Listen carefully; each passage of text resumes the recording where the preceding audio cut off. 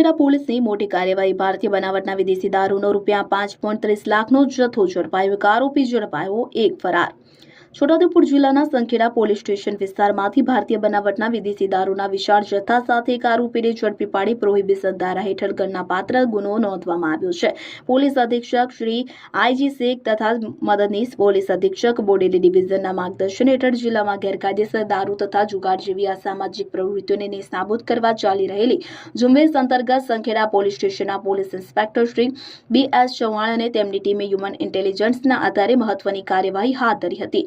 પ્રાપ્ત વિગત અનુસાર સંખેડા તાલુકાના ભાટપુર ગામે બસ સ્ટેન્ડ નજીક વડફળિયામાં આવેલ બંદોરડીમાંથી ભારતીય બનાવટના વિદેશી દારૂની જુદી જુદી બ્રાન્ડની બોટલો, બિયર તથા કવાટરોનો મોટો જથ્થો સંગ્રહિત રાખવામાં આવ્યો હોવાની માહિતી મળતા પોલીસ ટીમે દરોડો પાડ્યો હતો। દરોડા દરમિયાન કુલ 2078 નંગ દારૂની બોટલો, બિયરો અને ક્વાટરો મળી આવ્યા હતા કે જેની કિંમત ₹5,25,616 થાય છે। સાથે આરોપીની અંગ ઝડપી દરમિયાન એક એન્ડ્રોઇડ મોબાઈલ ફોન કિંમત ₹5,000 મળી કુલ ₹5,30,616નો મુદ્દામાલ કબજે કરવામાં આવ્યો છે।